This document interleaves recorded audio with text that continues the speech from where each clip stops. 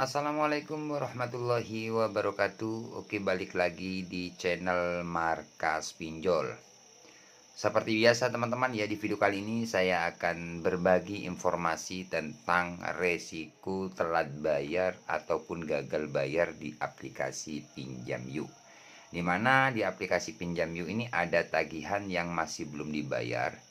Nah, ini kira-kira keterlambatan sekitar 1 bulan lebih. Nah, seperti apa sih resiko telat bayar ataupun gagal bayar di aplikasi Pinjam Yuk? Buat teman-teman yang penasaran tentang resikonya, kalian tonton video ini sampai selesai. Karena di video ini saya akan berbagi informasi tentang seputar telat bayar ataupun gagal bayar di aplikasi Pinjam Yuk.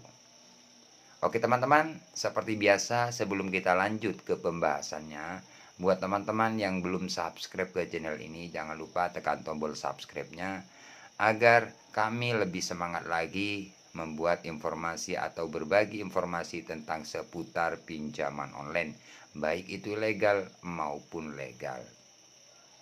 Oke, tanpa lama-lama teman-teman, ya langsung saja kita bahas. Nah, yang pertama-tama di sini saya akan menunjukkan ya teman-teman untuk aplikasi Pinjam Yuk.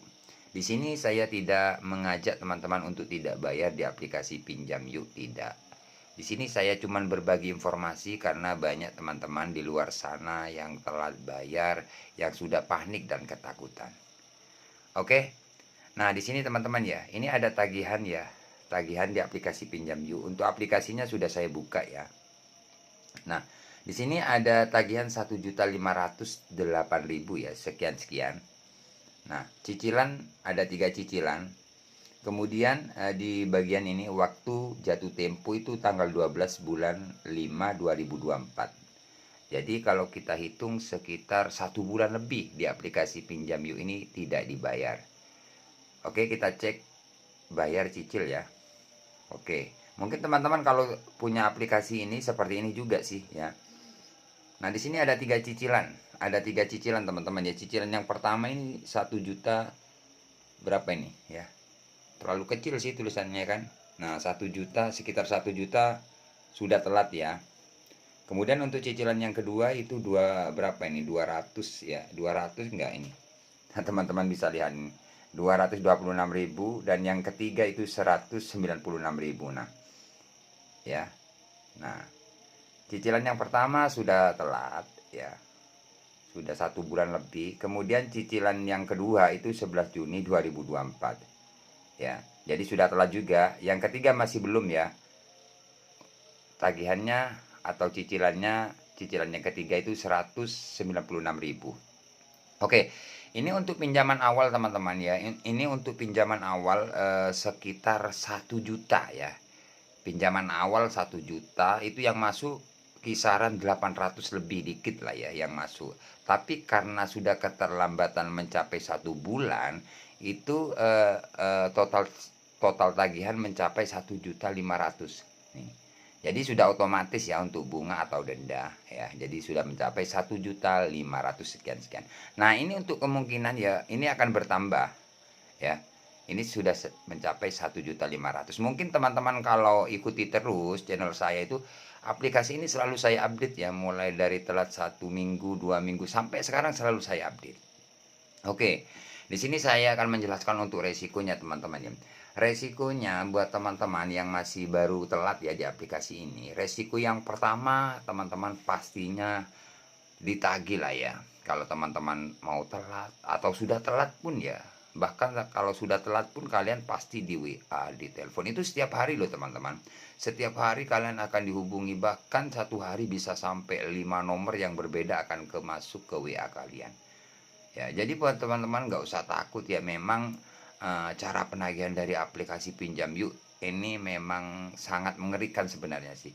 Kenapa saya bilang sangat mengerikan? Karena setiap hari kalau kalian telat bayar pasti ya bisa sampai 5 bahkan sampai 10 nomor yang berbeda akan WA kalian, telepon WA ya. Seperti itu. Jadi sebenarnya itu gimana Bang kalau kita ditelepon di WA ya, sebenarnya nggak ada apa-apa sih. Cuman teman-teman harus kuat mental, itu aja sih.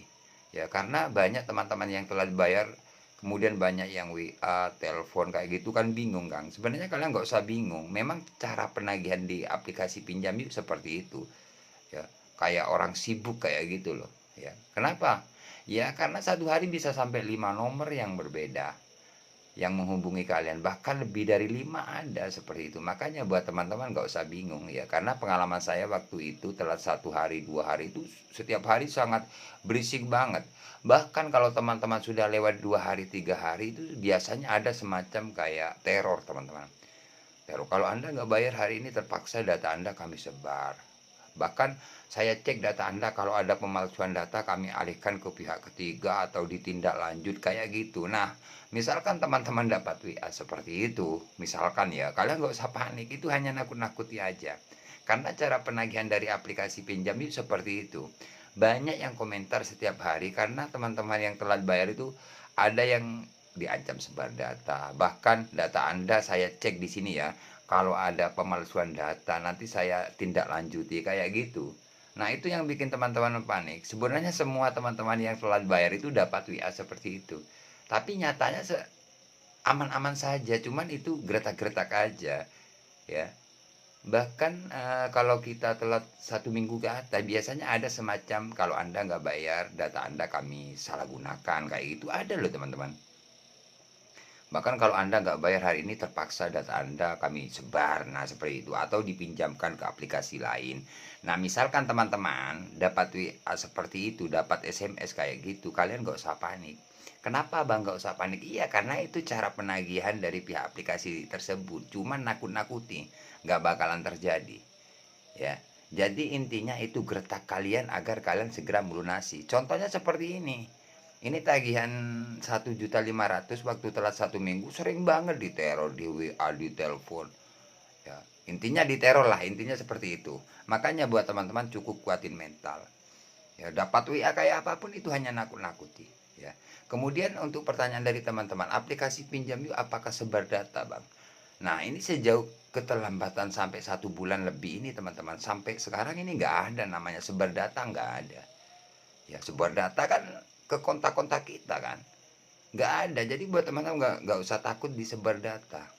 Kalau kondar Bang, nah kondar, kontak darurat itu apakah dihubungi kalau kita telat bayar? Kalau kontak darurat itu pasti dihubungi ya.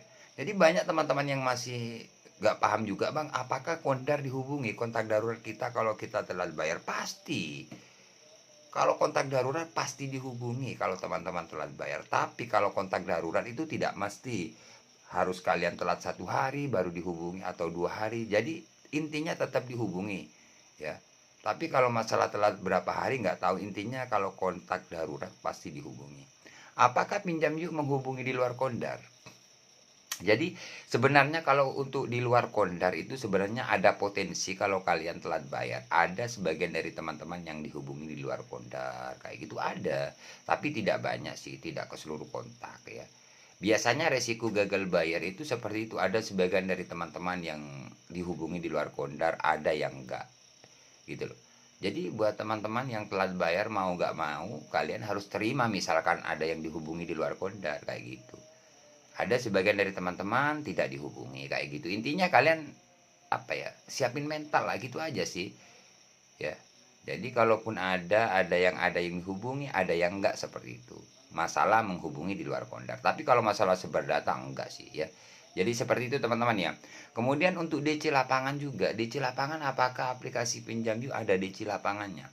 Jadi untuk aplikasi pinjam yuk ini enggak ada loh teman-teman. Untuk DC lapangannya nggak ada. Banyak teman-teman yang ketar-ketir, Bang, apakah ada DC-nya? Apakah ada DC-nya? Nggak ada.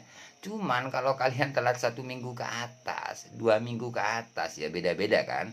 Itu biasanya memang ada WA, telepon, ya DC mau datang hari ini, tim kolektor mau jemput dana hari ini.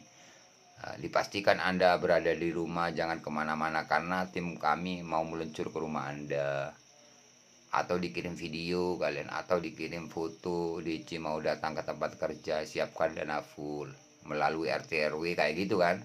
Itu sebenarnya sudah biasa, karena gak usah panik, itu nggak bakalan terjadi, nggak bakalan datang 100%. Jadi buat teman-teman gak usah panik lah ya, kalian belajar kuat mental itu aja sih. Memang hutang wajib dibayar ya, Tapi kalau kalian memang tidak mampu, ngapain takut, ya kan? Itu aja sih, ya. Jadi resiko gagal bayar di aplikasi pinjam itu seperti itu aja. Gertak-gertak aja. Kalau teman-teman sudah lewat sekitar 2 bulan atau 3 bulan itu sudah gak ada WA. Tapi kalau teman-teman telat 1 minggu, 1 hari, 2 hari, 2 minggu itu masih di WA, di telepon, masih gencar-gencarnya gitu loh. Ya, ini sudah jarang WA kok ini, ya. Jarang ya. Kalau waktu telat 1 minggu, 2 minggu, 3 minggu itu memang gencar, kita setiap hari ditelepon, di WA, kayak gitulah intinya, ditakut-takuti ya. Gitu aja sih intinya, ditakut-takuti, apapun WA-nya dari pihak penagih itu nakut-nakuti, gretak gitu loh. Ya makanya saya bilang kuatin mental, itu aja sih cukup ya. Untuk aplikasi ini buat teman-teman, ini aman loh teman-teman. Aman artinya dari apa Bang? Dari sebar data ataupun di lapangan. Masalah menghubungi di luar kondar ya biasanya ada, memang sih potensinya ada kayak gitu. Kalau teman-teman nggak dihubungi di luar kondar ya alhamdulillah kayak gitu. Jadi kalian harus siap-siap ya, siap menghadapi resikonya. Resikonya ya dihubungi di luar kondar, itu aja sih. Kalau masalah DC sejauh ini aman ya. Makanya buat teman-teman jangan lupa di subscribe channel ini. Nanti saya update lagi untuk aplikasi ini ya. Nah ini keterlambatan sudah 1 bulan lebih ya. Nanti pasti saya update lagi buat teman-teman. Oke teman-teman, terima kasih. Semoga video ini bermanfaat. Jangan lupa like, komen, dan subscribe channel ini. Oke, saya akhiri untuk video kali ini. Assalamualaikum warahmatullahi wabarakatuh.